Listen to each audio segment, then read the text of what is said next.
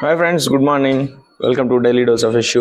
మనకి ఐడిఎఫ్సి నుంచి అయితే క్రెడిట్ కార్డ్ వచ్చింది. యాక్చువల్గా అది ఇప్పుడు 10 days బ్యాక్ డెలివరీ అయ్యి ఉండాలి. దాన్ని నేనేం చేశానంటే తిరుపతికి వచ్చేటప్పుడు డెలివరీ డిలే పెట్టేసి వచ్చాను. అది డిలేలోనే ఉండిపోయింది రాకుండా. ఇప్పుడు మనమే కొరియర్ ఆఫీస్ దగ్గరికి వెళ్తున్నాం తీసుకోవడానికి.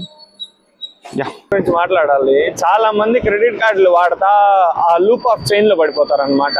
ఇక్కడి నుంచి తీసి ఇంకో చోటు కట్టడం, ఇంకో చోటు నుంచి తీసి ఇక్కడ కట్టడం. ఆ క్రెడిట్ కార్డ్ అనేది ఇప్పుడన్నా అసందర్భం అవసరానికి మనం ఇంకొకరిని అడిగితే లేదని చెప్తారనే సిచ్యువేషన్లో మనం క్రెడిట్ కార్డుని యూజ్ చేసుకోవాలా. అది కూడా ఎట్లా అంటే ఎట్లా చెప్పాలా, ఈ మెడిసిన్ అయినా సరే ఒక లిమిట్లో వాడితేనే అది పనిచేస్తుంది.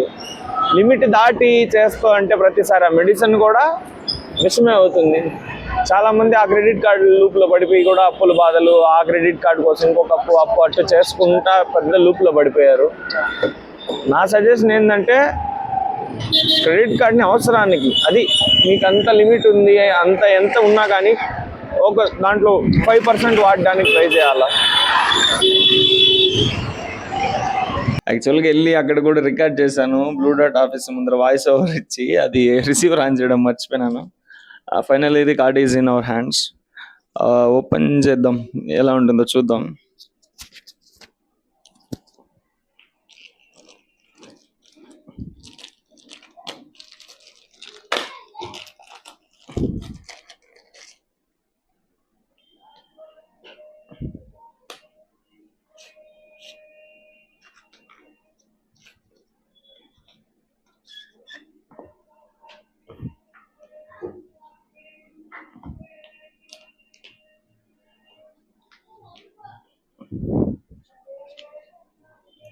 ప్రతిసారి ఇది కార్డ్స్ మీద నేమ్ ప్రింట్ చేయాలంటే లెంతీ నేమ్ ఉన్నప్పుడు లైసెన్స్లో ఏమో టి యశ్వంత్ కుమార్ రెడ్డి అని పెట్టాల్సింది టిఎస్ కుమార్ అని వచ్చింది.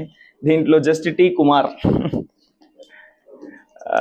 ఈ లెంతీ నేమ్ ఉంటే ఇదే ప్రాబ్లం. ఇలాంటి గవర్నమెంట్ దీనికి కానీ ఇంకేదైనా కార్డ్స్ మీద మనకి ఫుల్ నేమ్ ఎక్స్పెక్ట్ చేయలేము మనం. ఇంకోటి ఏంటంటే అది సిస్టమ్ జనరేటెడ్లో వస్తుంది అనుకుంటా. మనం అడిగినా కానీ ఆ రోజు అడిగాను అతను అదే పనిగా, నాకు ఈ నేమ్ వద్దు ఇట్లా మార్చాలి అనేసి. సింపుల్గా లేదు సార్, అది సిస్టమ్ జనరేటెడ్, మనం చేసేదానికి ఏం లేదు అన్నాడు.